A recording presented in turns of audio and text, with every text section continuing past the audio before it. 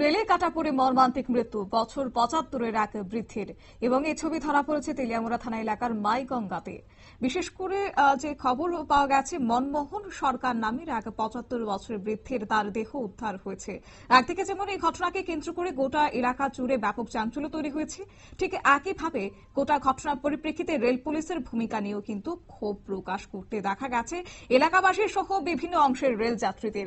অবশ্য এই ক্ষেত্রে আরো একটি বিষয় জানা গেছে, আজ সকালবেলাতে আনুমানিক ৮টা নাগাদ আগরতলা থেকে করিমগঞ্জগামী ডেমো ট্রেনে কাটা পড়ে মৃত্যু হয়েছে মনমোহন সরকারের।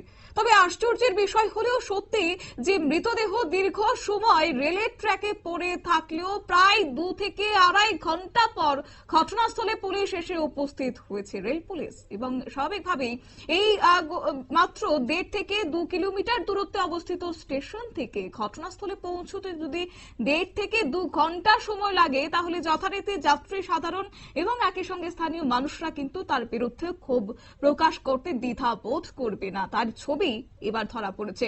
২ কিলোমিটার দূরত্বে অবস্থিত স্টেশন থেকে ঘটনাস্থলে পৌঁছতে রেল পুলিশের এই দেরির পরিপ্রেক্ষিতে ক্ষতবিক্ষত মৃতদেহ রেল লাইনে পড়ে থাকে এবং আগরতলাগামী রেল আটকা পড়ে থাকে। আর এই ঘটনার পরিপ্রেক্ষিতে বিভিন্ন স্তরের রেল যাত্রীরা ক্ষোভ প্রকাশ করেছেন। এদিকে মৃত্যুর কারণ নিয়ে যথেষ্ট ধোঁয়াশা তৈরি হয়েছে, যদিও অনুমান করা হচ্ছে নিজের বাড়িতে যাওয়ার পথে অসাবধানতাবশত রেলের ধাক্কায় এই মৃত্যুর ঘটনা সংঘটিত হয়েছে। গোটা বিষয় নিয়ে কি রয়েছে এলাকাবাসীর পক্ষ থেকে বক্তব্য শুনুন। আমি তো জানি না, আমি তো হঠাৎ করে বাড়ি থেকে শুনি রেলে বসে লোক কইতাছে যে একজন বয়স্ক লোক আয়া, তো দেখলাম যে এখানে লোক চিনি নামটা মনা বিশ্বাস। কোন সময় ঘটনাটা? ঘটনাটা হচ্ছে ৮টার রেল ডিমুতে।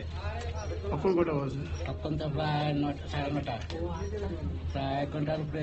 এখান থেকে এখানে ট্রাফিক আইতে গিয়ে এত সময় লাগে। কত দূরত্ব রেল স্টেশন? এখান থেকে হাইটটা গেলে দূরে গেলে ১৫ মিনিট। ফোন আছে না, এখন যাইছে না। এখানে যাত্রী কষ্ট পাইতে আছে, রেলের যাত্রী রেল টাইম রয়েছে। কি করবেন? জেআরপির এই ভূমিকা নিয়ে কি দেখবেন? সিআরপি আইলে না পর্যন্ত যা উঠানো হইব না, রেলও ছাড়া হইব না। রেল আটকেছে কেটে? রেল তো এটা রেল ডিপার্টমেন্টে আটকেছে। অবশ্য স্থানীয়দের বক্তব্য এবং সর্বশেষ যে সংবাদ পাওয়া গেছে সেই অনুযায়ী প্রায় ঘন্টা দুয়েকের পর রেল পুলিশ উপস্থিত হয়ে মৃতদেহ তেলিয়ামুড়া মহকুমা হাসপাতালে নিয়ে গেছে ময়না তদন্তের জন্য।